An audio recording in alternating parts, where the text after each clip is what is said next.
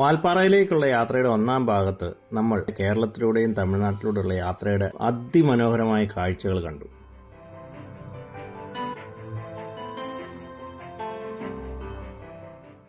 കേരളത്തിൽ കൂടെയുള്ള യാത്രയിൽ പ്ലാന്റേഷൻ റോഡിൽ കൂടെയുള്ള യാത്രയും പിന്നീട് തമിഴ്നാട്ടിൽ ഷോളയാർ മുതൽ പനിമേട് മുക്കോട്ടുമുടി ഷോളയാർ എസ്റ്റേറ്റിൽ കൂടി വാൽപ്പാറ എത്തി ആനമല ക്ലബ്ബിൽ ചെക്ക് ഇൻ ചെയ്യുന്ന കാഴ്ചകളും വൈകുന്നേരം വാൽപ്പാറയിൽ കൂടെയുള്ള കുറച്ച് വന്യജീവി കാഴ്ചകളൊക്കെ നമ്മൾ കണ്ടു. ഇന്ന് ഈ വീഡിയോയിൽ രണ്ടാം ദിവസത്തെ യാത്രാ കാഴ്ചകളും വന്യജീവി കാഴ്ചകളും പിന്നെ അതിൽ കൂടുതൽ നിങ്ങൾക്കായി ഇവിടെ ഞാൻ പങ്കുവെക്കുകയാണ്. Welcome back to the channel. This is Bijoy with you and you watching Eby Varghese ഒഡീസീസ്.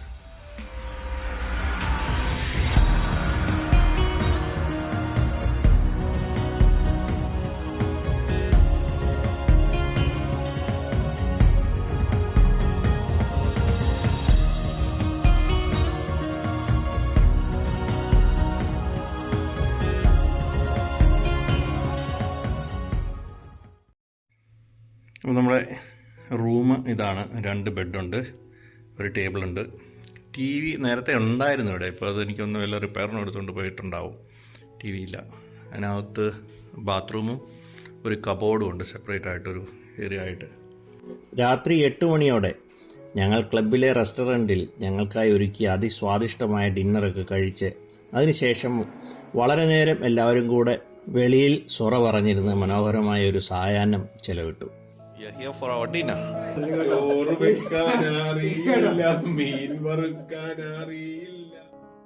വാൽപ്പാറയിലെ തണുപ്പും ചെറുതായി ചന്നം ഭിന്നം പെയ്യുന്ന ചാറ്റൽ മഴയും ഒക്കെ കണ്ടുകൊണ്ട് ആ സന്ധ്യാസമയം ഞങ്ങൾ സിറ്റൗട്ടിലിരുന്ന് ആസ്വദിച്ചു.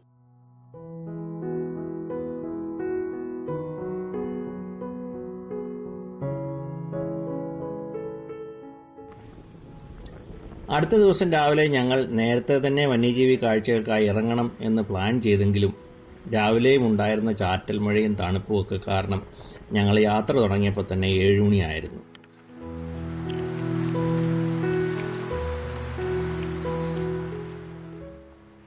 റൊട്ടിക്കടയിൽ കൂടി ഞങ്ങൾ ആദ്യം സിംഹവാലൻ കുരങ്ങുകളെ കാണാനായിട്ട് യാത്ര തുടങ്ങി. എന്നാൽ ആദ്യം തന്നെ കാട്ടുപോത്തുകളുടെ കിടിലൻ കാഴ്ചകളാണ് നമ്മളെ സ്വാഗതം ചെയ്തത്.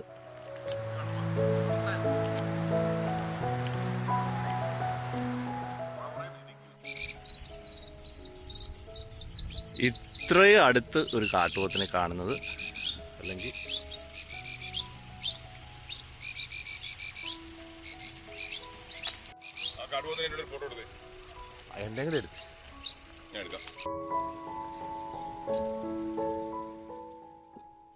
വഴിയരികിൽ തന്നെ തേയിലത്തോട്ടത്തിനുള്ളിൽ ഒരു വലിയ കൂട്ടം ഉണ്ടായിരുന്നു.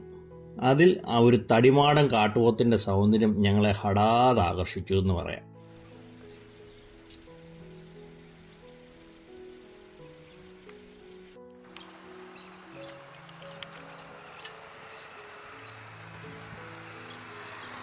ആ കൊക്കിരിക്കുന്നുണ്ടോ, നക്കുന്നുണ്ടോ?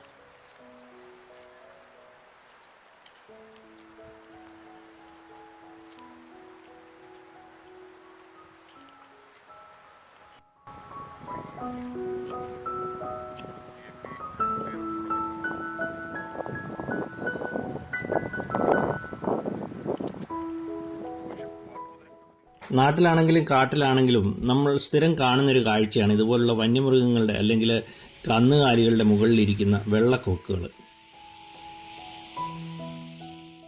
ഈ വെളുത്ത കൊക്കുകൾ, പ്രത്യേകിച്ച് കാറ്റിൽ ഇഗ്രറ്റ്സ് എന്ന് പറയുന്ന വെളുത്ത ഈ കൊക്കുകൾ കന്നുകാലികളുടെ മുകളിൽ ഇരിക്കുന്നത് പരസ്പര സഹകരണത്തിൻ്റെ ഒരു ഉത്തമ ഉദാഹരണമാണ്. 2 ജീവിവർഗങ്ങൾക്കും പ്രയോജനപ്പെടുന്ന ഒരു സഹജീവി ബന്ധമാണിത്. കന്നുകാലികൾ പുല്ലുമേഞ്ഞ് നടക്കുമ്പോൾ പുല്ലിൽ നിന്ന് പ്രാണികളെയും ഈച്ച, പുൽച്ചാടി, വണ്ടൊക്കെ പോലുള്ള അകശേരുക്കളെയും പുല്ലിൽ നിന്ന് ഇളക്കി വിടും. അവയെ കൊക്കുകൾക്ക് എളുപ്പത്തിൽ കാണാനും പിടിച്ച് തിന്നാനും സാധിക്കും.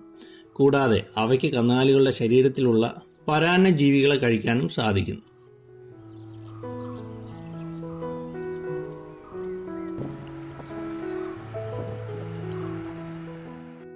ജനിച്ച് ഏകദേശം 1 ദിവസം മാത്രം പ്രായമായ ഈ കാട്ടുപോത്തിൻ്റെ കിടാവിനെ അതിൻ്റെ അമ്മ നക്കി തുടയ്ക്കുന്ന കാഴ്ച എല്ലാവരിലും കൗതുകമുണർത്തുന്ന ഒരു കാഴ്ചയാണ്.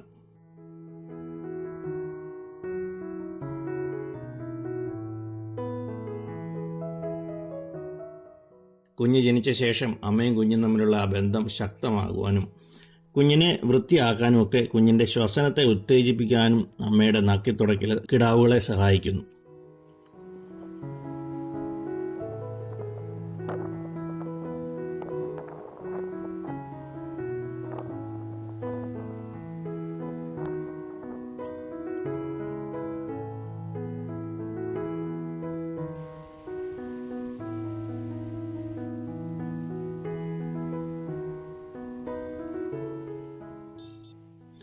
അവിടെ നിന്ന് യാത്ര തുടർന്ന് ഞങ്ങൾ LTM, അതായത് ലയൺ ടെയിൽഡ് മങ്കീസ് സ്ഥിരം കാണുന്ന എസ്റ്റേറ്റിൻ്റെ ഗേറ്റിലെത്തി.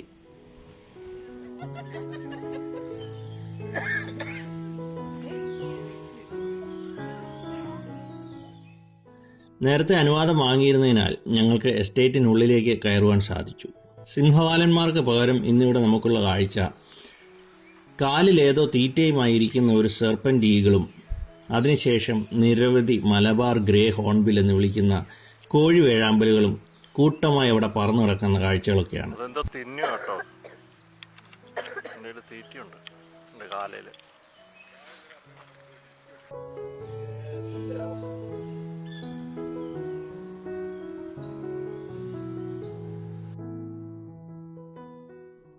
മുൻപ് ഒന്നിലധികം തവണ വന്നപ്പോൾ നിറയെ സിംഹവാലന്മാരെ കാണാൻ സാധിച്ചിരുന്ന ഞങ്ങൾക്ക് ഇന്ന് ഒരെണ്ണത്തെ പോലും ഇവിടെ കാണാൻ സാധിച്ചിട്ടില്ല. എന്നാൽ ഞങ്ങൾക്ക് നിരാശ തോന്നിയില്ല, കാരണം ഞങ്ങൾക്കറിയാം വനം ഇങ്ങനെയാണ്.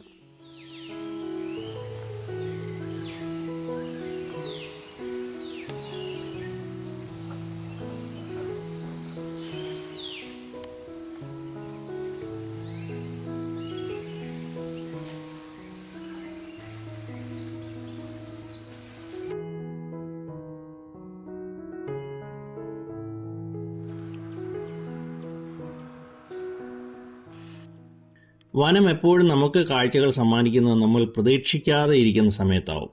അത് നമ്മൾ ആഗ്രഹിച്ചതിലും അതിമനോഹരവുമാവും എന്നും.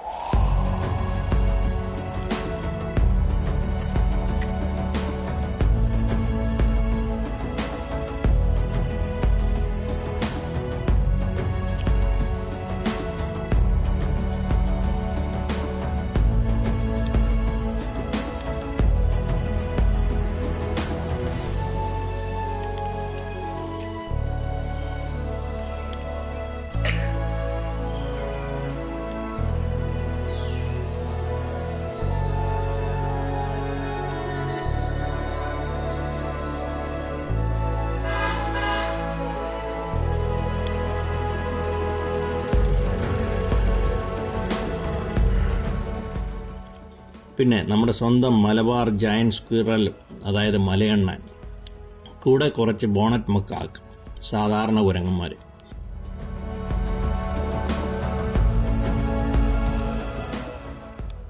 അതിനുശേഷം ഞങ്ങൾ വാൽപ്പാറ ടൗൺ ചുറ്റിക്കറങ്ങിക്കണ്ട് തിരികെ ക്ലബിലെത്തി.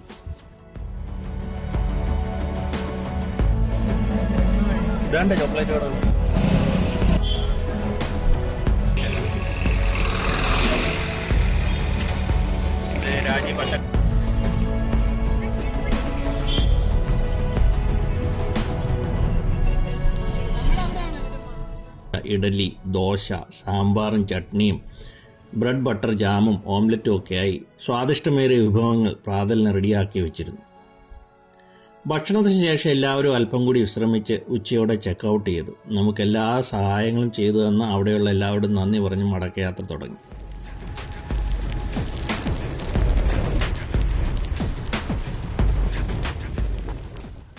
തിരിച്ചുള്ള യാത്ര ആളിയാർ ചുരം വഴിയാണ്. അട്ടകെട്ടി ചുരം ഇറങ്ങാൻ തുടങ്ങും മുമ്പ് വാൽപ്പാറയിലെ തേയിലത്തോട്ടങ്ങൾക്ക് മുകളിലൂടെ വാൽപ്പാറയുടെ വശ്യത സർവ്വതും ആവാഹിച്ച് നിൽക്കുന്ന ഈ പ്രദേശത്തൂടെ യാത്ര ചെയ്തപ്പോൾ ഇത്തവണ ഒട്ടും കാണാൻ വയ്യാത്ത രീതിയിലുള്ള കോടമഞ്ഞും സാമാന്യം നല്ല രീതിയിലുള്ള മഴയുമാണ് ഞങ്ങൾക്ക് കിട്ടിയത്.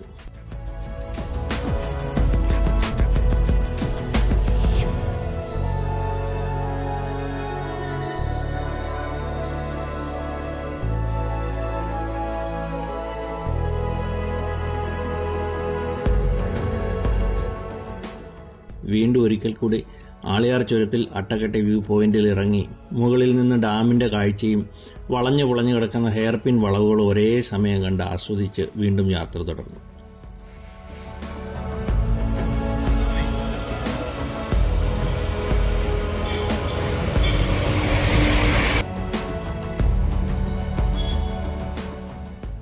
ഈ യാത്രാ കാഴ്ചകൾ നിങ്ങൾക്ക് ഇഷ്ടപ്പെട്ടുവെങ്കിൽ വീഡിയോ ലൈക്ക് ചെയ്ത് ചാനൽ സബ്സ്ക്രൈബ് ചെയ്യാൻ അഭ്യർത്ഥിക്കുന്നു. കൂടെ നിങ്ങളുടെ അഭിപ്രായം കമൻറ്റുകളായി രേഖപ്പെടുത്തുമല്ലോ. അടുത്ത വീഡിയോയിൽ കാണും വരെ this is Bijoy signing off. Thank you and by.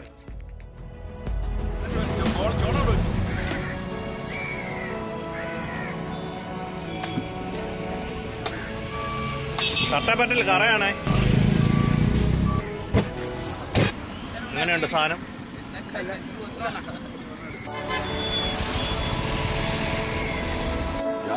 ഇല്ല.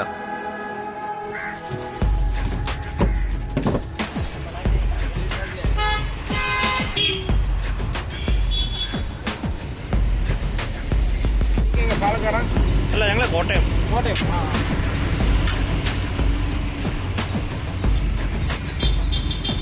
എന്താ പേരെന്താ? ഗണേഷ്.